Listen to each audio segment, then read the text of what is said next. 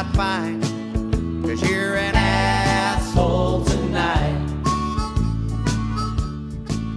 All right, jabronis, we're back.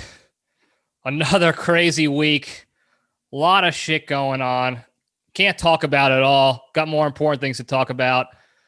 Had the inauguration. Certainly not going to get into that. We're going to forget all that BS behind the inauguration and the security and the Lady Gaga giant Hunger Games pin and Bernie Sanders dressing like he was on his way to a grocery store and just happened to stop by an inauguration. That was pretty funny. But what I do want to bring up real quick before we get into it, because we got a hot poll topic to discuss in the Junction today. I do want to talk about something that is what I think the most important thing, and it's certainly an unsolved mystery, is President Biden using his family Bible to put his hand on and get sworn in. Now, take a look at this book that was used. I'm not here to talk about religion. I'm not here to dog on anybody for their religious beliefs at all. I want to talk about this book. Said it was a Bible. The media, CNN was talking about it as a family Bible, had it for, I don't know, hundreds of years. I don't know what the origin of the book is, according to the media, according to the Biden family.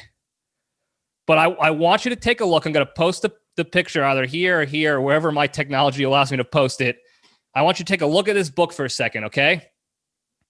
You got a large, antique-looking book, right? Really old-looking. A lot of content in there. A lot of content. 2 clasps. Locked. Okay? You got an old book. A lot of shit in there, but it's locked. Double locked. 2 antique how you doings, clasps, I don't know what they're called, clips that you need an old-timey key, Indian in the cupboard type of key to get into both of them.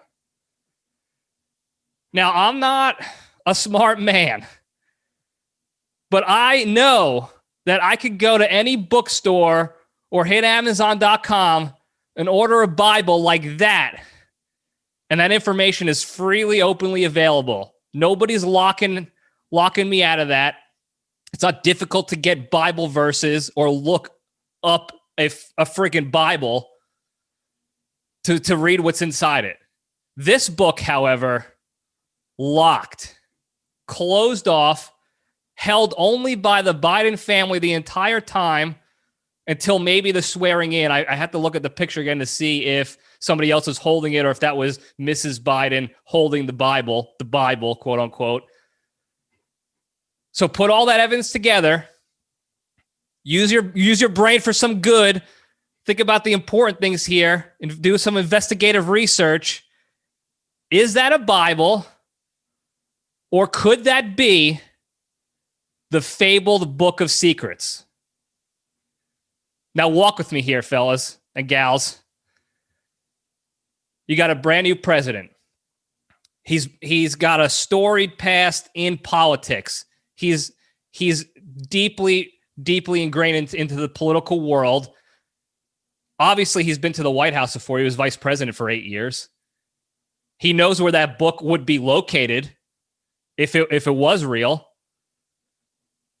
And out of nowhere, during his inauguration, no mention of this whatsoever beforehand, his family just shows up with this. It doesn't come, you don't see him coming from his house in Delaware. No, you see him coming from whatever that little famous hotel is that they stay at before inauguration. Comes out of nowhere with this book. So you would think it likely the book was already in the DC area when he grabbed it to be inaugurated, to be sworn in on it. Now it's locked too. Can't get access to the content. Wouldn't you think a book of secrets might be locked in case it gets into the wrong hands? Maybe. Now you're probably thinking, no shot he's got this book out in plain sight for everyone to see, and just announce, hey, it's real, it's right here. But maybe that's the secret. That's the secret of the Book of Secrets. Hiding in plain sight. It's the best way to hide things. None of us fat, stupid idiots are looking on and suspecting anything. It's just a Bible. He said it was a Bible. The media believed it. We all believe it. It's got to be a Bible, right? No questions asked, right? Wrong. I think Ben Gates was onto something here. I think the questions are unanswered. I think we need to do some actual digging here, some investigation on this to see what that book is, why it's locked, why nobody else can touch it and have access to it besides him now and his family. None of it makes sense. And we're going to get to the bottom of it here. Maybe not now, maybe not tomorrow, but we're not done with this. The Book of Secrets will be revealed one of these days by Libretti and the LPDS community. I've already reached out to the president via Instagram DM to ask about it. So the case has been opened, folks. Ben Gates, that crazy genius Ben Gates. Now, speaking of Ben Gates, let's step into the cage.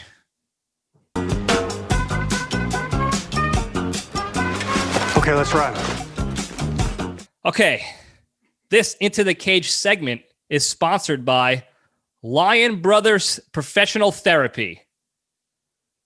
Here at Lion Brothers, we tell you what your problems are and how we're the only people who can fix it despite our long track record of absolute ineptitude. So if you're having trouble in your life and you need to be told what those troubles are, give us a call today at 1-800-0-HELP and we'll rope you into a 4 to 20-year non-negotiable contract today. And if you use the promo code fundraiser, we'll knock off 3% off your second contract with us. We promise you this. Now, I'm a firm believer in getting mental help. I think mental toughness and mental health and fitness in that regard is just as important, if not more important, than your physical fitness. Especially since for the most part, we're gonna live a decent amount of time based on our physical health and wellness. Most of us anyway, maybe some of us not so much. But mentally, we don't want to live that long life miserable and depressed and hurting inside. So I'm a firm believer in mental health, absolutely. And I don't think, and there's no better place to go than a professional company like Lion Brothers, who are deeply rooted in telling you what your problems are. Do you know how hard it is to sit there with a professional, a counselor, or therapist, and try to figure out what your issues are, the root of your problems? It's so much easier to just have someone tell you and then to tell you how they're the only ones to be able to help you. What an incredible opportunity it is. So give them a call. Let me know how it goes. It sounds like a great deal, right? Like nobody would think to go to a different institution, correct? Do it. Try it out. Anyway, Cage Fact today. So everybody knows about Vampire's Kiss. It's a wildly ridiculous movie about this guy played by NC who I think I didn't see the whole movie yet. I don't know why I haven't because I'm an idiot, but he thinks he turned into a vampire. It goes from 0 to 60 faster than a goddamn Tesla. And the whole movie is out of control. Now imagine this movie with a guy wearing fake vampire teeth. It's not even like he was pretending, like the movie was not pretending that they were real teeth. The movie was showing you that this guy is so crazy, he was wearing fake plastic Halloween vampire teeth thinking he was real. Imagine that being Dennis Quaid now. Not Randy Quaid, not Cousin Eddie, not Russell Case from Independence Day, although that would have been an incredible film. But Dennis Quaid, a pretty, notable, respected Hollywood actor, A-lister, if you will. He turned the job down. He had the job, and then in the 11th hour, he bailed on the project. I don't know the reason why. It didn't really get into the details. I don't know if he thought the script was bad or he had something better going on, whatever. He bailed the last second, and they were scrambling for somebody to take this part. Couldn't find anyone. Everyone was rejecting the offer. And then Nick Cage comes in out of nowhere and says, I'm interested in this. Pick me. Now, the producers apparently were skeptical. I don't know why they would be skeptical. Read the script. The thing is made for Cage. But they eventually picked him. I think they said something like, let me see if I have in my notes. They said like they knew it was going to be interesting with him. He wanted the part. You don't know what you're going to get ever with Nick Cage. So we'll see, he'll get the movie done for sure. And then we'll kind of see how it goes from there. And the rest is absolutely history. The movie is unbelievably nuts. I lost my train of thought there. Unbelievably nuts. Ridiculous story plot. And Cage knocked it out of the park if we're going for ridiculous, which he always is. So definitely check that movie out.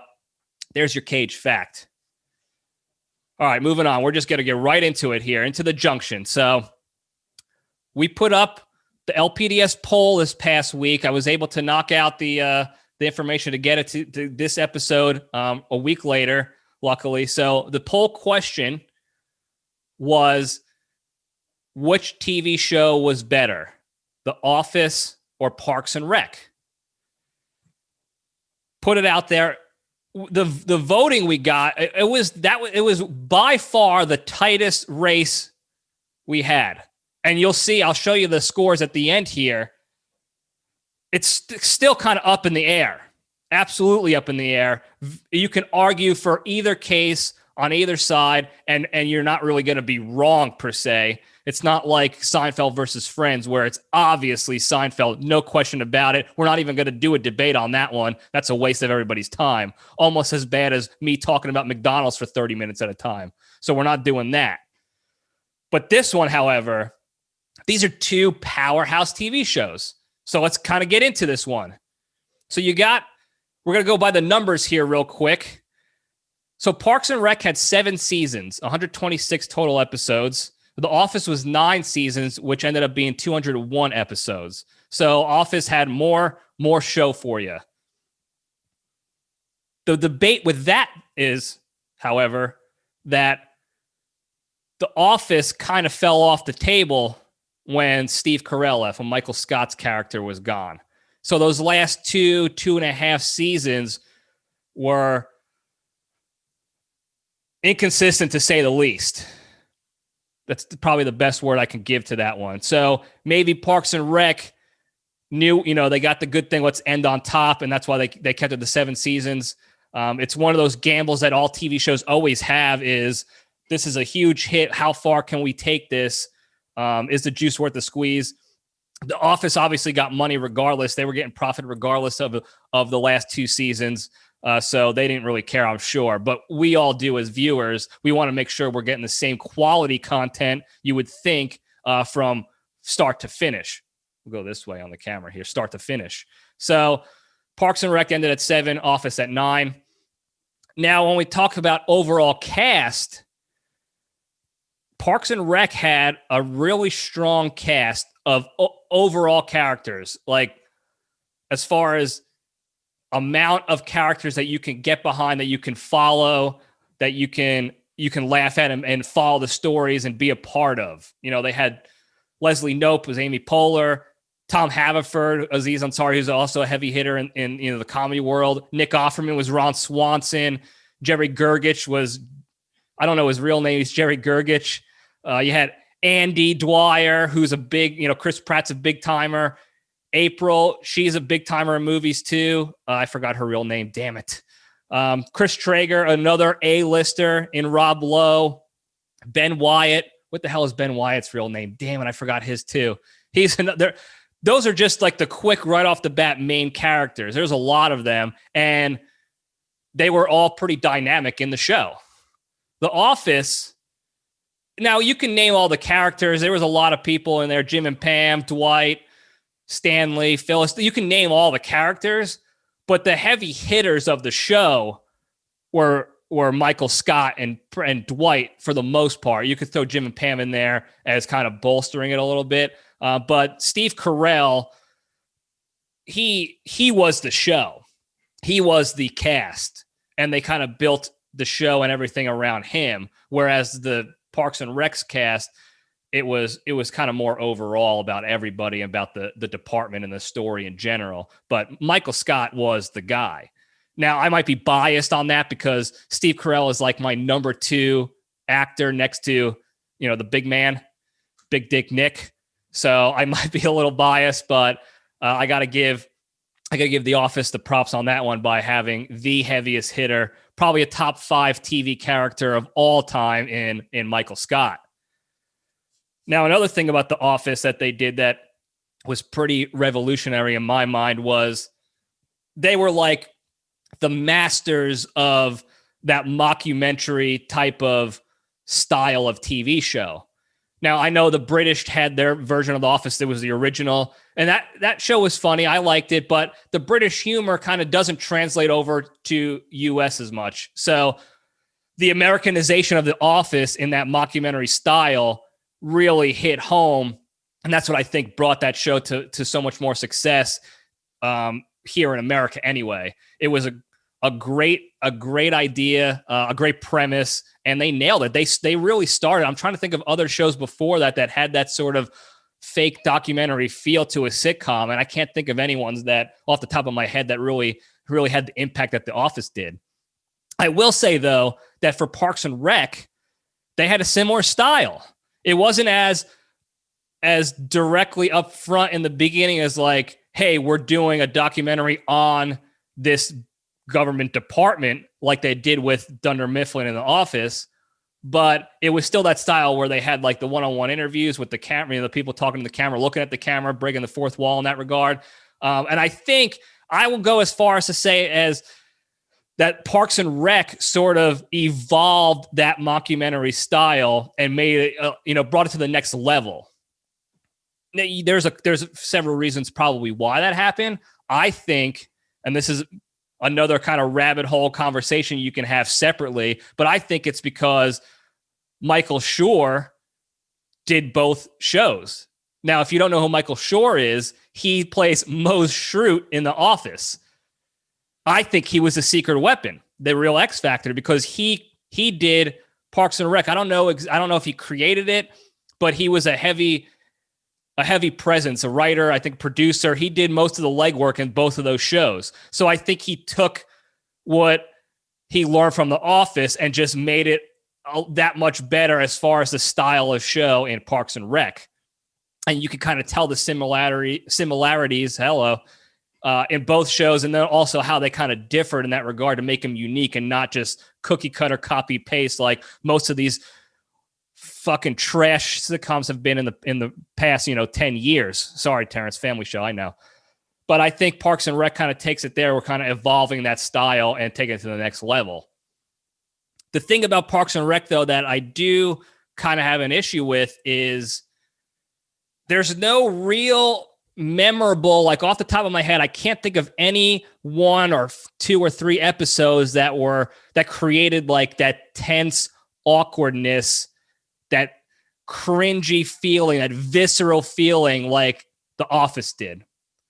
The Office was absolutely unrivaled in that regard with Diversity Day right off the bat in season 1. Diversity Day was a good start. Scott's Tots is probably the number 1 most cringy, awkward, tough episode to watch in all of TV show history. That's for comedies anyway. They got the dinner party with the plastic TV and Hunter's creepy CD. That The Office really set the stage for that feeling of comedy, that type of comedy where it's so funny yet so cringy and tough to be a part of that you can't not watch it. It made it completely unrivaled in that regard.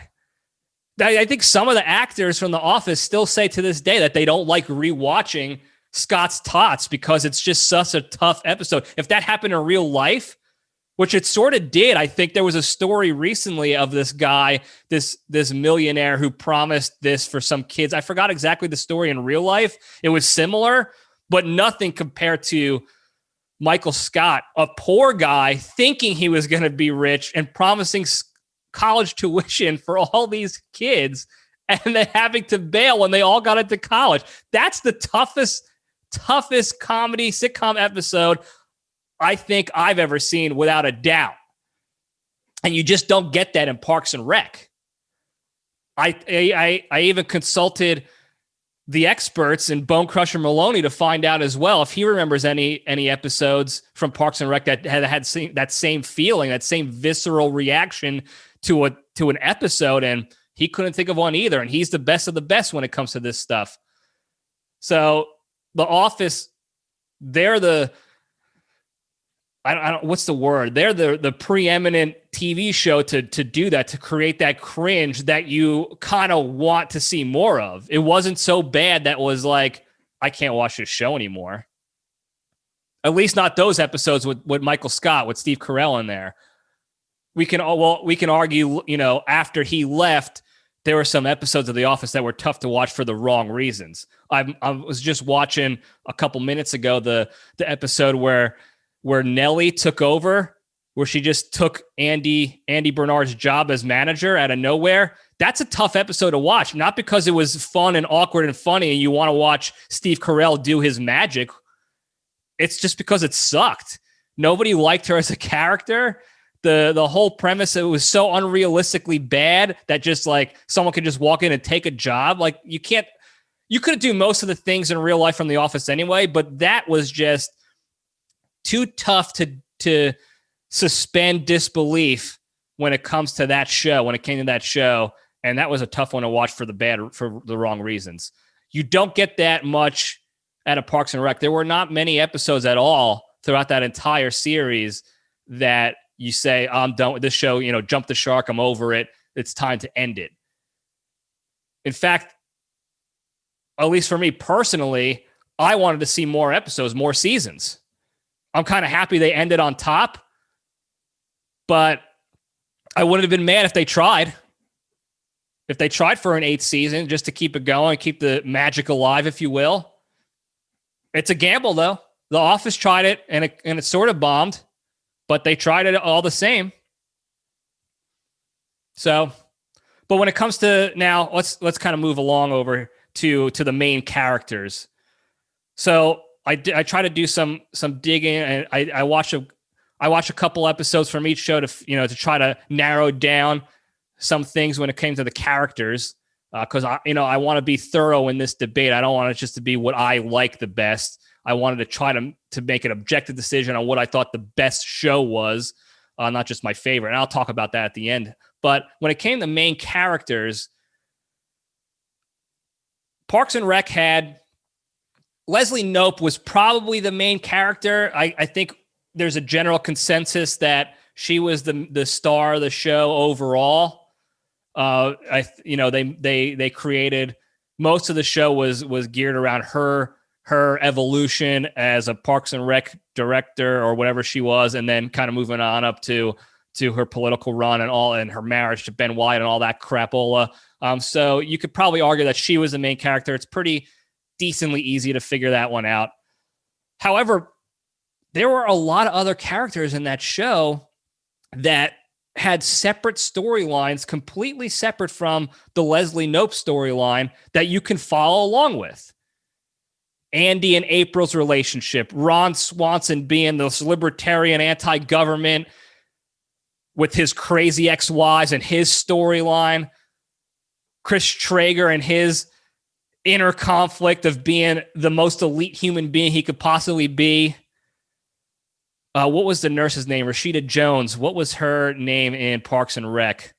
I forgot. But the nurse, she had her own story of dating Andy and then trying to find love, dating a whole bunch of jabronis throughout her time there. Actually, one episode, I will say this, she was a nurse in the show, as you know, if you've seen it, probably. And there was one episode during like the Harvest Festival or some shit where she was working the medical tent, and this Guido shows up and they get to making out and doing their how you doing. That Guido was an alumni of my high school, my alma mater, Seton Hall Prep. Some of the best 4 years of my life, probably. Joey Russo, he's an actor now. He played baseball. He was on the varsity team when I made JV. Little guy, typical Guido, jacked out of his mind, good ball player, nice guy. He was a very respectful human being. I'm not dogging on him whatsoever, but it was really funny to see this guy come out of nowhere. I knew him as a human, and now I'm seeing him as an actor, and he's acting only slightly more dramatically as a Guido than he was in real life, which I thought was hilarious. So I love seeing that. That's just a little fun fact for you guys. So you can go check that episode out, and now you know indirectly a famous person through another future famous person. So you're welcome for that. But her story, Rashida Jones's story, and that was good to follow along with. I'm trying to think of other characters. Donna had her own character arc, if you will, if you want to get technical with the terminology. There were so many characters in Parks and Rec that could be main characters. Tom Haverford and his escapades. They were dense with talent in that regard.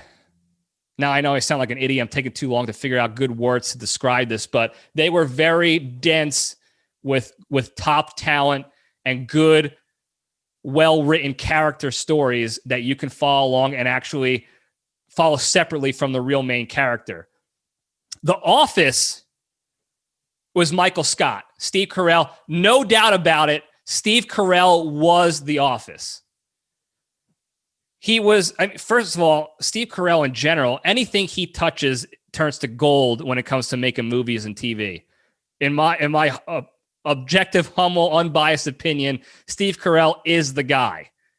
Untouchable in that regard. Absolutely untouchable. His ability to turn a very simple line in a show or a scene into something completely magnificent, whether it's an awkward scene or a funny line, or even digging into your heartstrings a little bit with the emotional side. Steve Carell, he's got it. He's got that it factor in that regard. Absolutely untouchable in that realm. Couldn't be stopped. He was the show. He was the main character of the show. The Office story was built around Michael Scott, whereas I think Parks and Rec, while it was built around Leslie and her life for the most part, it was still kind of pulled back way more than The Office was. Steve Carell was the guy. And I think the show's success was Steve Carell, was Michael Scott. That's what made it such a top tier show. Everybody wanted to see what he was going to say or do to create angst and problems and issues in the workplace. And if he was going to get fired, if he was going to get in trouble, was he going to land Jan? Was he going to find what he was looking for? Was he going to make it big as an improv comic or an actor? What was going to happen to Michael Scott? That was the show. And it was evident when they took him out. Because as soon as he was gone, the show dropped in quality. And you can argue all you want about it. We all know the show dropped in quality. There were still funny scenes and funny episodes for the most part, but the quality overall dropped significantly. They couldn't find one single character to illuminate and create as the new main character, which I think you could probably say was probably Dwight. I would argue that the whole show from first episode to last was Michael Scott and mainly Dwight. If you think about it, it's got to go back to all the different scenes and episodes, but most of the best episodes and scenes and jokes and storylines were directly or indirectly involving Michael Scott or Dwight Schrute, who's played by Rainn Wilson, good actor. They all were. There was you can argue the Jim and Pam story was separate, but Jim's rise to prominence in the show was really sparked by him pulling pranks on Dwight. You could say the same for Angela. Her whole story was mostly directly involving Dwight, or indirectly, eventually when she had, when she got pregnant by the gay senator and all that stuff, dating Andy, but sleeping with Dwight, everything revolved around those two guys for the most part. Parks and Rec, it wasn't like that. There were so many characters that it sort of revolved around that you can get behind. The Office had the two main guys that directly or indirectly touched every other character, so to speak, that made that show so great.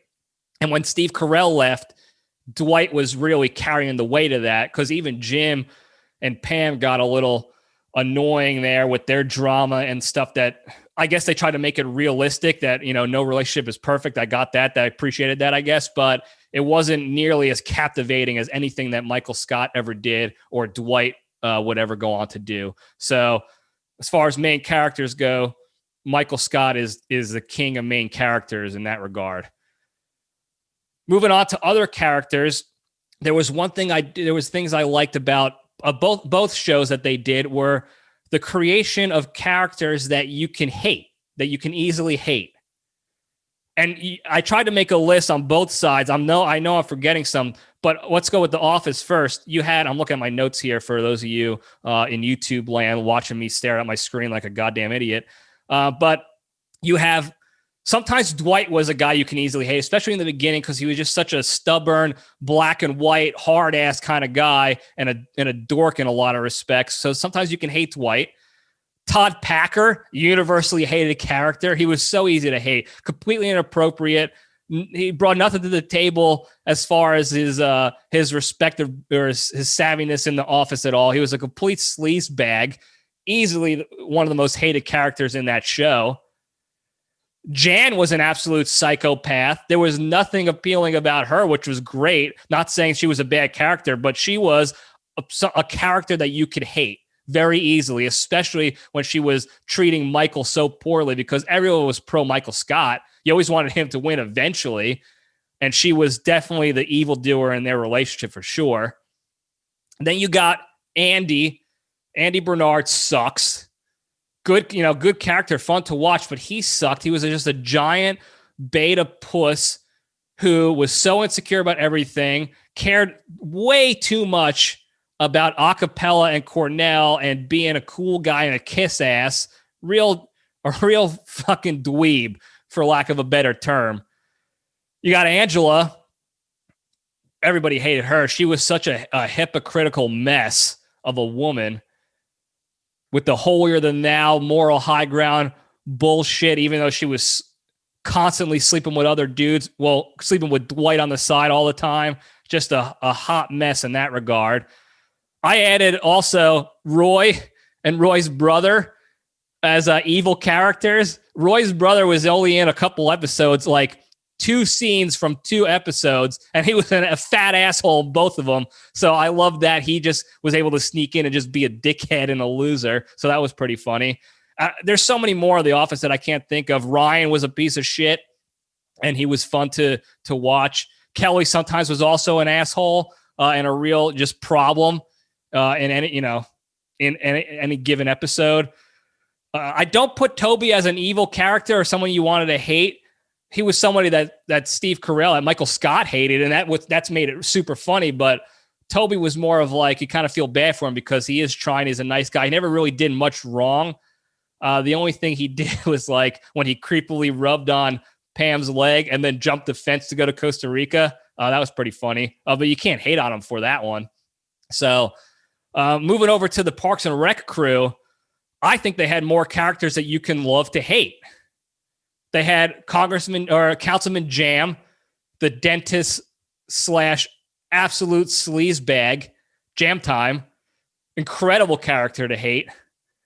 You had Paul Rudd came in for like a season as Bobby Newport. Bobby Newport. He was a great character, a stupid dope who was trying to be nice, but also like just a shitbag too. Really funny character that you can easily hate. Let's see who else. Tom Haverford was a worthless piece of garbage a lot of the time. Also a bit of a beta and a whiny baby. A lot of times that throughout that series that you can hate on Tom. He made up for a lot too. He did a lot of good throughout the show as well. So you can half hate him. Sometimes I even hated Leslie, the main character, with her forceful, stubborn, it's my way or no way. And if you disagree with me, I'm going to find ways to force you to agree with me. I hate that line of thinking. Is like, in real life, that's fucking frustrating. You hate dealing with it. So it was easy to hate her in those moments. And that was a good, effective way to get you to feel something for a character. So they did a good job with that. Who else? John Ralphio and the entire Saperstein family might be the easiest characters to hate in TV hood. John Ralphio Saperstein and his sister and his father Fonzie. Those were incredibly hated characters. They were wonderful to watch, though, too, because they were so sleazy and shitty and bad human beings that you almost wanted more of it. You wanted them to sneak into another episode or a scene out of nowhere to be shitbags and just to create turmoil and stir the pot a little bit. And that was great. It was great that they were able to add them in. Who else we got? John Ralphio. I said John Ralphio. I'm looking at my notes like an idiot. Jesus. Dennis Feinstein, the Cologne guy, played by Jason Mantzoukas, who is also a dirtbag in the league. He's another dirtbag, and he's the worst kind of dirtbag because in the show, he's a successful douchebag shithead. Millionaire guy, but also a complete asshole to everybody. Easy to hate, no doubt about it. I'm trying to think who else. Let's see who else. One of, Ron's wives, Ron's ex-wives. Easy to hate those guys. I know I'm missing some too, so help me out in the comments or in the feedback. Let me know who else I missed as far as characters to hate. But Parks and Rec did a really good job of building characters that you can love and then characters that you can hate, like evildoers that you wanted to see more of. They had a lot of reoccurring characters that came in for like all the town public forums that Leslie would hold all the time. I forgot what they called them. I think it was forums. They always had a cast of regulars that came in out of nowhere to provide that level of, that hatred, the stupidity, just again, to stir the pot, to create, a little bit of tension and awkwardness and issues in the storyline. And it was great. They did a really good job of that. The Office did a good job too, but I think Parks and Rec did a better job of that overall because there's just so many more characters you can list off of that. And it was entertaining. It was not one of those things like, again, Nellie. Nellie is a character that I didn't like at all. If she was not in the show at all in The Office, it wouldn't be a problem. It would not take away from the quality of the series at all. I can't say at all more. Nellie was not a good character from start to finish. I'd rather see more Todd Packer because at least his character was entertaining.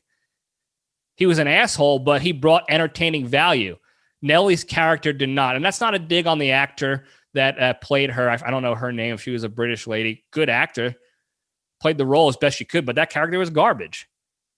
And there was other characters in there that were unimpressive to me. And I know, again, here's another one that people are not going to like, but Will Ferrell's stint in The Office taking over as manager, didn't like it. Again, it kind of goes back to how I feel about Elf.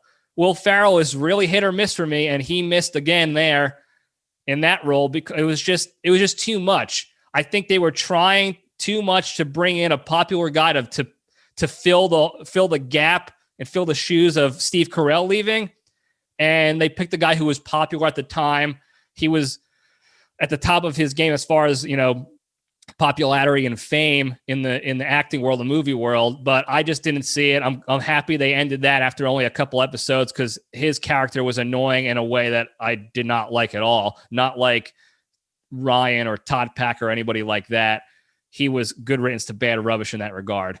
And that kind of brings me into, I guess, my biggest issue with The Office was I just don't think they were able to fill the gap that was created when Steve Carell left.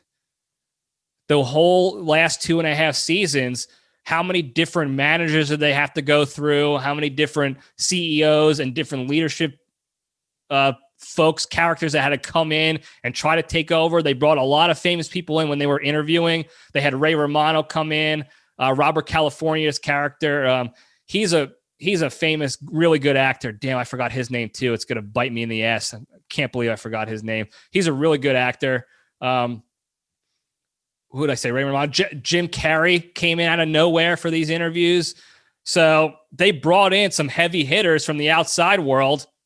Even on the inside world, Ray Romano was a TV hero, for lack of a better term, but nothing that was going to stick to be able to fill the Steve Carell gap. And again, I might be biased because I think he is one of the funniest human beings alive when it comes to acting and creating funny moments out of anything. So I could be biased on that, but they couldn't do it. They brought in Gabe. I don't know Gabe's real name. Gabriel Susan Lewis. He is a good character to hate, cringy, weirdo, but he's certainly not a main character that you can build a story around. Definitely not. Kathy Bates was another one, came in as the CEO of Sabre. She was a good actor. Her part was good, but she wasn't someone that can stand the test of time for 2 full seasons. And it was evident when they just kept removing other, actors and bringing new talent in to try to captivate the audience, and they couldn't do it. And I think that's why Dwight's character kind of carried the weight those last 2 seasons.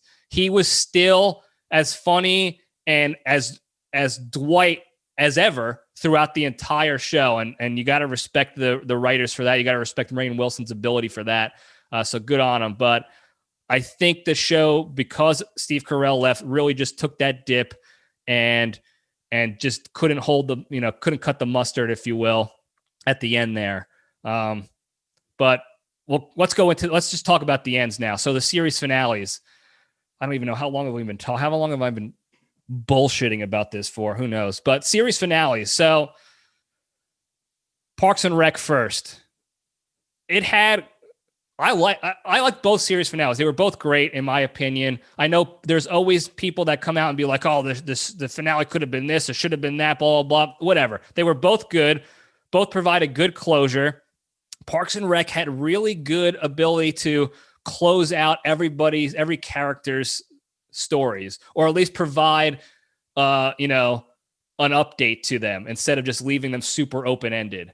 They had the little future outlooks that, when Leslie Knope, when Amy Poehler's character was hugging people and saying goodbye to them, it jumped into the future to show what their outcome in life was going to be 30, 40 years from now, or whatever it was. So I thought they did a really good job of that. There was a lot of good characters in that show that you wanted to find out more about. You wanted to keep following along. So I think they did a really good job with that future look.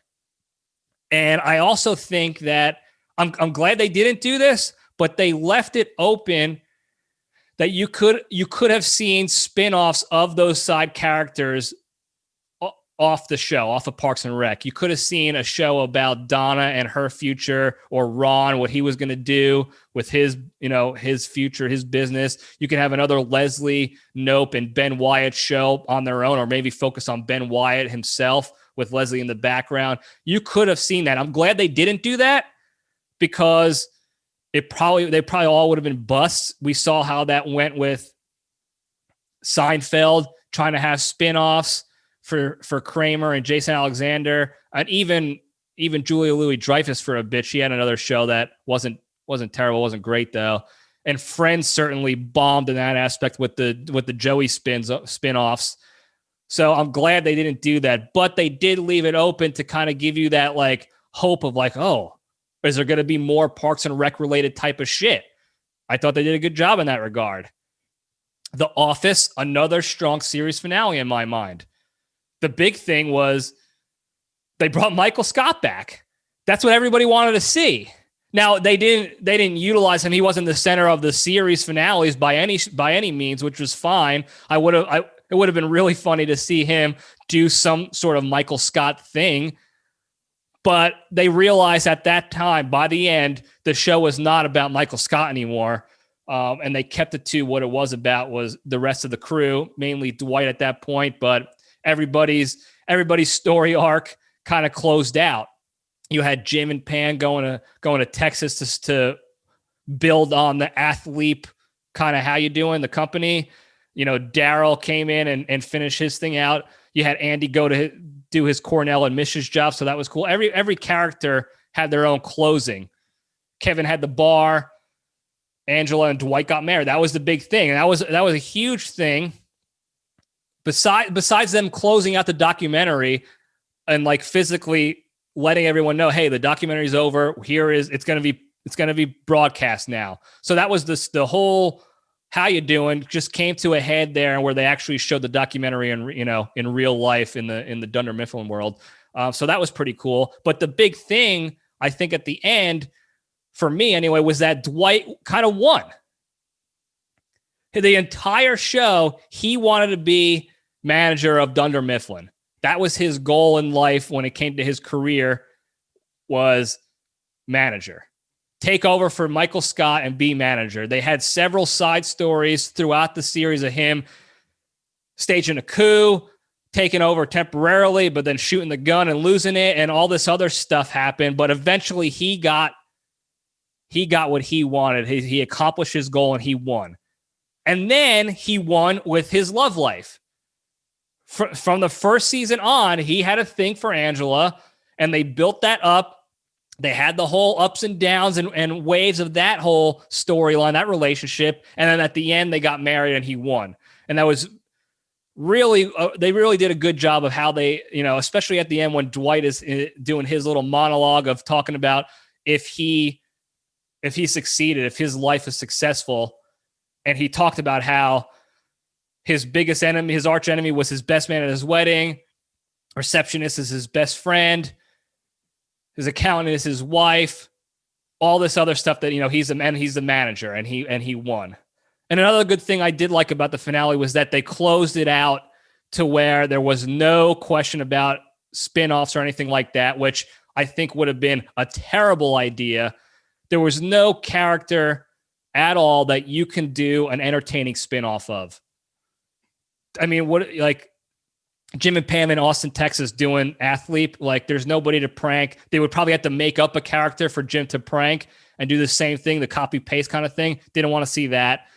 There's nothing more boring than watching Andy Bernard at Cornell, swooning over these prepubescent a cappella kids constantly. Nobody wants to see that in a TV show. So I'm glad they didn't explore that option. And then the other characters, like Dwight's done. You don't want, he closed his story out. Plop and Clark, side characters, completely third, fourth level, bottom shelf kind of side characters. They have no future as far as spinoffs went. So I'm really glad they didn't do that. So overall, very, very tough decision to make. I don't know.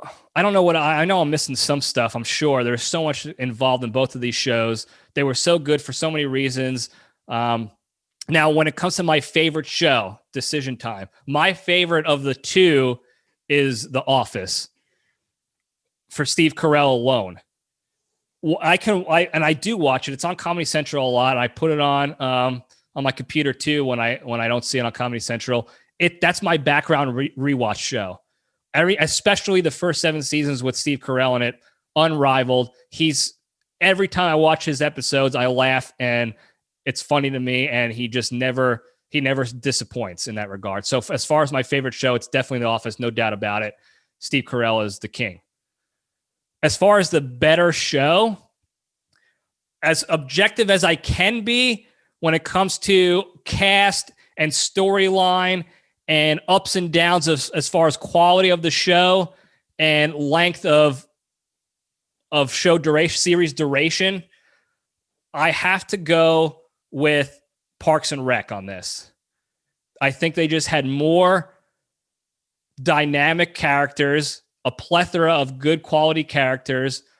There was not many lulls in the series where you thought, oh, the show's about to be done. It's about to be garbage. Not many of that. Not much of that at all.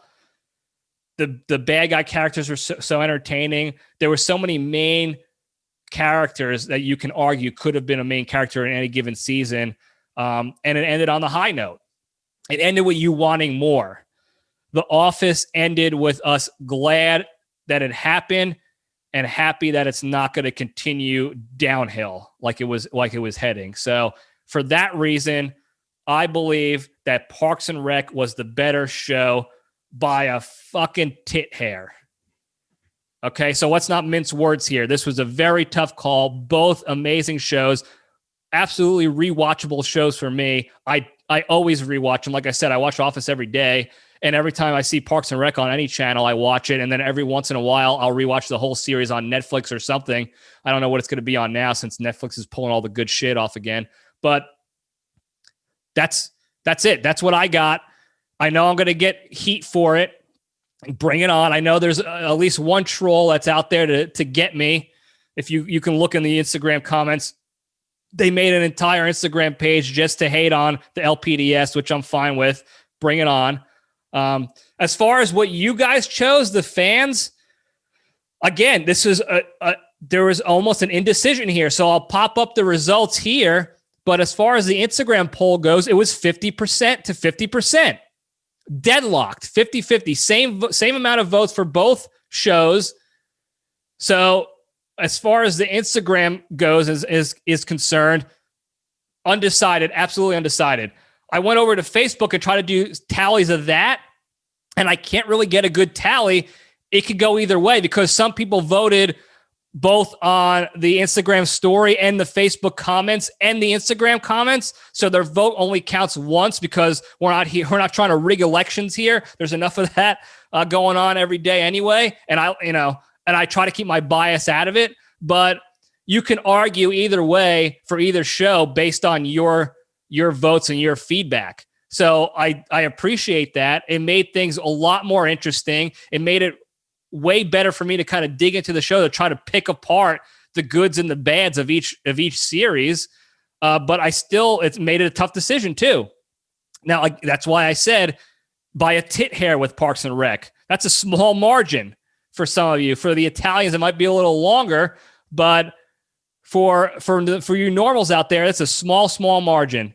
So thank you for actually putting your feedback and your comments out there. There was a lot of action on this poll throughout the week. So that was really cool to see. I want to keep you guys engaged as much as possible. I love the back and forth of the comments, and I like kind of sneaking in jabs on people. One of my good friends, for whatever reason, couldn't wrap his head around the fact that you actually have to make a decision and submit a vote in the story. He kept adding comments in there, and I was just finally like, are you going to go to the story and vote, or are you just going to talk shit and chime in with your garbage? So that was funny. I like the fan feedback and interaction I have with you guys. It's really fun for me. So thank you for that. That's all I got today. That was the junction. A good poll question. I don't have another poll question for next week. We'll figure something out. I will have, though, some follow-on episodes, some spin-off episodes, if you will, where we'll discuss like just The Office and some of the best and worst parts of the show. And then same with Parks and Rec. I'll probably bring on again the expert Bone Crusher for at least for the Office episode, because nobody in my life knows The Office better than Bud the Bone Crusher Maloney. So we'll definitely get him back here on to talk about that in a little bit more in depth, and we'll probably do some drinking and have a good time with that. So expect that back when I get to the LPDS studio back home. Not right now when I'm here, doing hard time protecting your freedoms and fighting wars on your behalf. So you're welcome for that. But thanks again for listening. Don't forget to go check out the website, johnlibretti.com. It's got all the episodes on there. I'll eventually be able to get polls and other stuff on there too, but go check it out. It's got links to the Apple and the YouTubes for each episode. If you want to see more on there, please, send me an email with some feedback on what you would like to see on that website, and we'll try to make it work. We got big things coming, guys. I know you don't think you think I'm just talking out of my ass and saying that, but we have big things coming. I'm excited to announce some stuff soon, as once things start to actually get down on paper, pen to paper. We're going to try to have some more guests. I've been reaching out to a whole bunch of different people to try to be guests on the show. Most of them haven't even read my mail, my emails or DMs yet. So that's natural. So what you got to do about that? But we're working hard for you guys. I appreciate your love and support. It really means the world to me. It makes this so much better to do every week. So thank you for that. And that's it. I love you guys. Stay strong. And I was talking to your mother just the other night. I told her I thought you were an asshole. She said, yes, I think you're right. And all